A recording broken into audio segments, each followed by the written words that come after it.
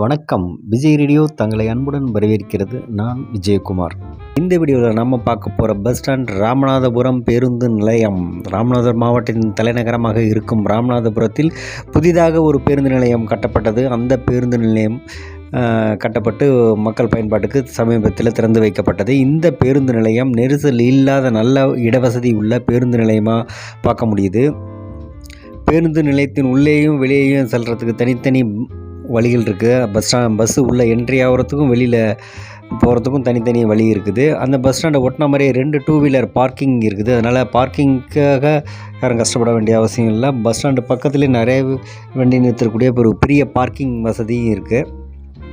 இந்த பஸ் ஸ்டாண்டில் முகப்பு ஹால் அந்த ஃப்ரண்டேஜ் பார்க்குறதுங்கன்னா ஏதோ பங்களா வீட்டோட போர்ட்டிகோ மாதிரி நல்ல அழகாக தான் இருக்குது. அந்த போர்ட்டிகோ பார்க்குறதுக்கு ஃப்ரண்டேஜ் அப்படியே அது போர்ட்டிகோ உள்ளே போனோம்னா அப்படியே ஒரு ஹால் மாதிரி இருக்குது, வெயிட்டிங் ஹாலு. கொஞ்சம் சீட்லாம் போட்டிருக்காங்க. அப்புறம் இந்த பஸ் ஸ்டாண்டில் பார்த்திங்கன்னா உள்பக்கமே நிறைய கடைகள்லாம் இருக்குது.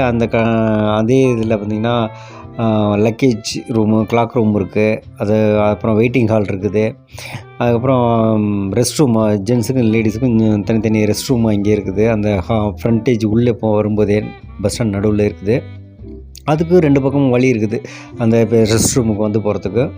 அதுக்கப்புறம் தாய்மார்கள் பாலூட்டும் அறையும், அதுக்கப்புறம் டிஎன்எஸ்டி டைம் கீப்பர் ஆஃபீஸும், அப்புறம் எஸ்சிடிசி புக்கிங் ஆஃபீஸும் இந்த பஸ் ஸ்டாண்டு உள்ளே இருக்குது. அதுக்கப்புறம் ஆர்ஓ வாட்ரு அதுவும் இந்த டிஸ்பென்சர் இருக்குது இந்த பஸ் ஸ்டாண்டு உள்ள. அதுக்கப்புறம் டிஜிட்டல் டைம் போர்டும் இந்த பஸ் ஸ்டாண்டு உள்ளே வச்சுருக்காங்க, பஸ்ஸோட டைமிங்ஸு போடுறதுக்காக. இந்த மாதிரி எல்லா சகல வசதியும் எல்லா பஸ் ஸ்டாண்டில் இருக்க மாதிரியும் பெரிய பஸ் ஸ்டாண்டில் இருக்க மாதிரி வசதி இந்த பேருந்து நிலையத்திலே இருக்குது. இந்த பஸ் ஸ்டாண்ட்லேருந்து தமிழ்நாட்டோட அனைத்து ஒரு முக்கிய ஊர்களுக்கும் பேருந்து சேவை இருக்குன்னு சொல்லலாம்.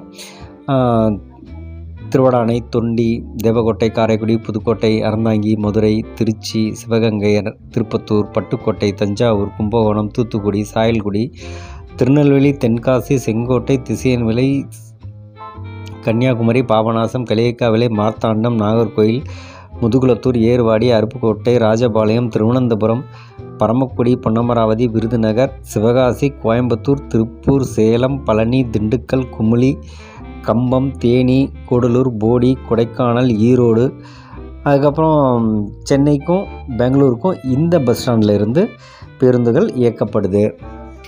இந்த பஸ் ஸ்டாண்ட்லேருந்து எந்தெந்த ஊர்களுக்கு பஸ்ஸு ஆப்ரேட் ஆகுதுன்றது அந்த டைம் டேபிளும் இந்த வீடியோவில் இருக்குது.